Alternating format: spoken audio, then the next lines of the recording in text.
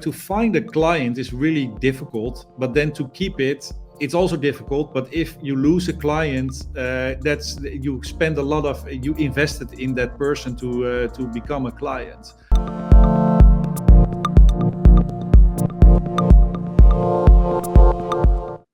Hi everybody, for this episode of Retention Zone, the video podcast focused on streaming, monetization and customer retention, I have the pleasure to have with me someone with a big expertise in streaming, Martijn Van Horssen, one of the many things, founder of 24i. Hi Martijn. Hi Carlo, thank you for having me and nice to be here.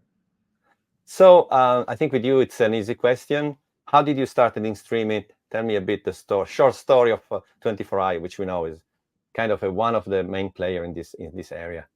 Yes. So I started 24i in 2009 when streaming was still small. Oh, yeah.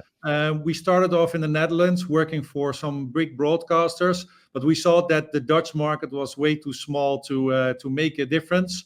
So we started to look abroad, started in South America, in the US, and there we went quite big all around the world. We started off as a big screen expert, moved to all platforms, started as a front-end only developer and turned into an end-to-end solution where we did also the transcoding and the encoding. And in 2019, I sold the company to Aferian. That is a set-top box provider where you saw that, of course, the set-top box industry also was looking for a bring your own device and a solution that made it a perfect match. And I left the company about 1.5 years ago to pursue new things in life, also a little bit in streaming, but also outside. And during the phase of 24i, of course, what you saw was when we started, everything was new. We were in every marketing budget because it was still marketing related. Then it became more of the core business, and where at the end you saw that people were extremely focused on OTT and streaming, as well on the broadcaster as in the operator side, because that was where everything was going. So you saw also there a change from trying to do things internally, outsource it, and then bring it internally because it becomes so big, and then only hire experts for the real difficult things. And on the other side, when an industry is growing, you get also a lot of other people that want to start, in this case, streaming services.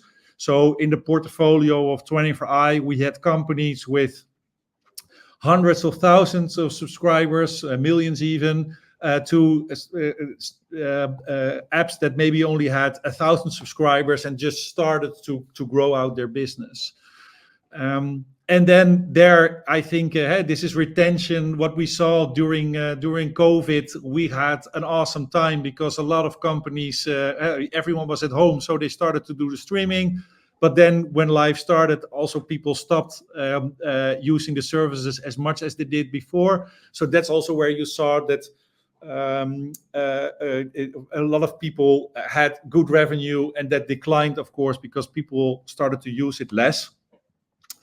Now, if you see in my title, founder of 24i, I'm now co-founder of MarketLift, and what we do there is actually we help B2B companies to get leads in, but especially nurturing leads.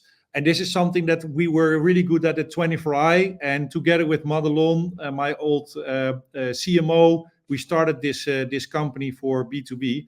But I also have another company, and that's a company in cosmetics, which is a B2C product. And I'm telling this because I think it's also a little bit of similarity that I don't see in the streaming industry, where we can benefit from in the streaming industry. And next to that, what I do a lot in MarketLift is we're using a lot of AI. So we try to use a lot of AI, which is of course the buzzword nowadays.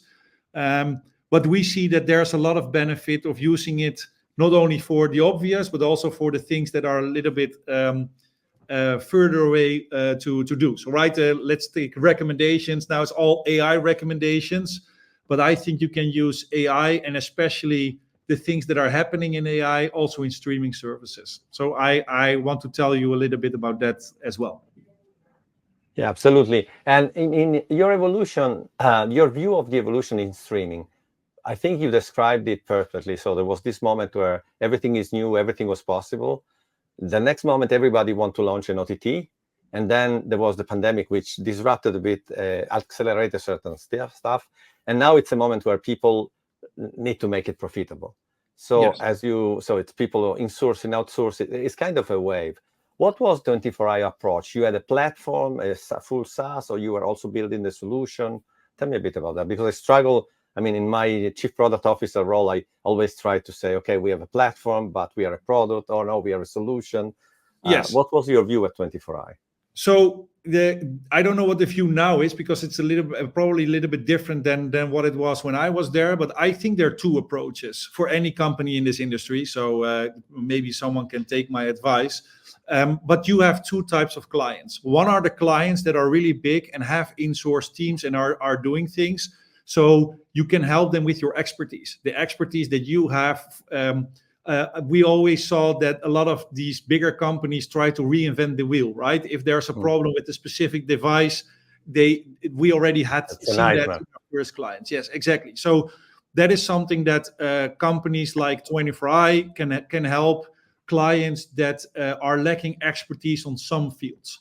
That is one. On the other hand, for the smaller services, I think what you see there is they want an end-to-end solution. So you just want to give your videos and you don't want to be bothered with anything. And then 24i is responsible for the full solution. But in this case, whether 24i was responsible, we didn't do everything ourselves, right? It's not that we made our own transcoding engine. It's not that we did the payments ourselves. So we had a partner ecosystem. So we used Kling for our payments. We use some for the player things. We use the player provider. There were all kinds of companies that we were using to create that end-to-end solution. But 24i was the main one on the paper, so to say. So we signed a contract, but we use suppliers in the end. So yeah, I think, go ahead. Because very often, especially when you say end-to-end, compared to other cases, this end-to-end there is a lot of pieces in the value chain. Yes. So you really need to be expert in so many things that maybe if you want to provide the full end-to-end without using partner, I don't even trust. Sorry, with all respect, I don't think I trust you, because it's too much. You cannot be an expert in transcoding and subscription platform, in recommendation. So it's too much. I think it's more how you're smart with partners, depending on the client, I guess. Exactly. And we had a strategy in 24i also to acquire certain technologies that we do not had ourselves, but we wanted the good ones. So I saw you had Stuart in one of your previous things. Yes. So we acquired the filter that's now called 24iQ, because we thought that recommendations is extremely important. We didn't have that technology in-house, but we saw it as a product that needed to be part for all our clients, but also to sell it separately to the bigger ones that maybe didn't want our full service. So that was a win-win situation. So we did it as well to provide more of the chain ourselves and to incorporate it on a really deep level. But you're right, you cannot be an expert in all of these things. And in your memory, when was the point where the subscription part, the payment part became crucial? And all the logic, because normally this thing will start with a small marketing team, but it's a direct-to-consumer project. So you need a direct-to-consumer marketing team. Yes. And that's very specific. I've seen clients that realize that a bit later, maybe, the beginning. But if you don't start right and you don't have the tools, it's very difficult to really be profitable after a while, I think. And grow and maintain, because it's not only grow. If they grow and they go, it's not enough, exactly. I guess. And that's really hard, right? To find a client is really difficult, but then to keep it's also difficult. But if you lose a client, you spend you invested in that person to become a client. So one of the things we saw, for instance, for retention is when we looked into churn numbers, these numbers were a lot of the times were based on, okay, why is someone churning? And then we found out together with a partner that on that specific service, people were churning because they were using only one platform. So if you're only using it on your, let's say, tablet, but you're not using the service on your television, you're more likely to churn. While if you use your service on a lot of platforms, you have more touch points, people see you everywhere. So having that as a strategy to make sure that people installing you also on different platforms just made sure that there was less churn. So just a simple email, did you also already know that you can also install this application, do a small pre-roll? That these were things that helped already reducing churn. But I think you're right with the question that you asked. What we saw as well is there was a lot of opportunistic, and still, right? If someone starts a service, or we got like the numbers, because that was for us really important for our clients, like, okay, what is your ambition and what is your what is your estimation on how many subscribers you will get? They were always extremely opportunistic on how many subscribers they will get. But then one is launching the service, but getting clients in, that's really difficult. And a lot of companies misunderstood that. So I can give you an example. If you have your service and you make the registration and sign up flow pretty difficult, a lot of people already leave your sign up flow.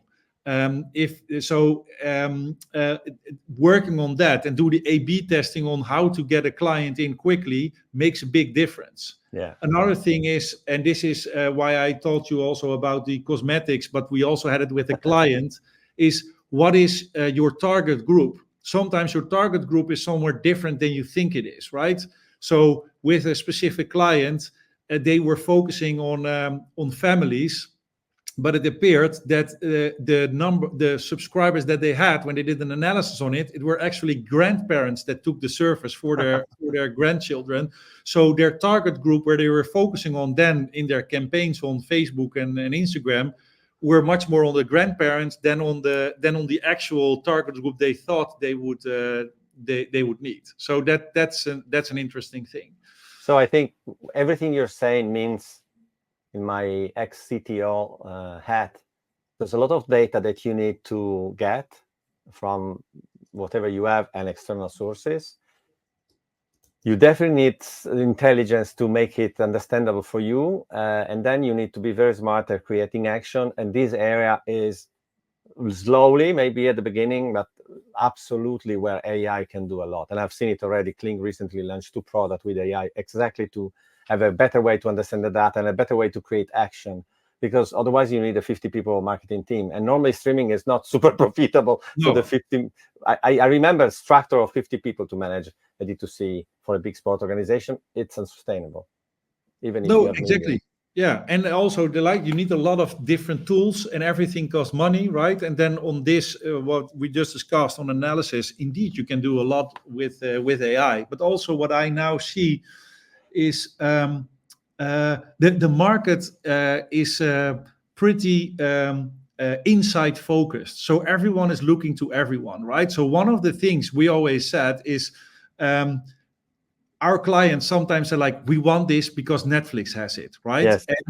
And that was a real, for me, a strange argument, because of course they have things that you want, but they're also testing a lot of things that you don't know the outcome from, and they will kill it in a few months because it was not successful, right? So you always have to think for yourself. But everyone is looking to each other. And what now I found that I'm outside of the industry, because I was there for more than 10 years, is there's a big world outside of streaming that we can learn from. And I will give you an example. I love that. I really think it's true, especially in sport. Yes, exactly. Yes. So what I will give you a different example, right? There are a lot of marketing tools around us to talk with your clients or potential clients or former clients, so that you can and these tools are, I wouldn't say a commodity, but they're all quite similar. Available. But what you see, yes, and they all look the same. But one of the things that I found is that what they do is, just as we did it in our industry, is making connections that you can connect other smaller tools to your marketing tool, right? Or you can connect to your service. An example, you can connect Kling to a 24i application, or you can connect a recommendation to a 24i app.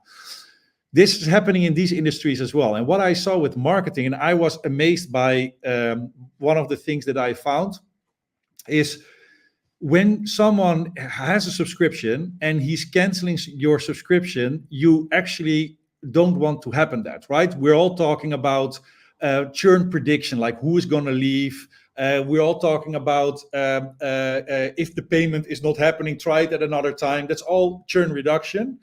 But one of the things is trying when a client is almost leaving, you almost lose him. You see that a lot of people are giving a discount or doing something. And I saw one that I really liked, and the results were quite remarkable for me. What they did is, when you want to cancel the subscription, you press the cancel button, you get a video.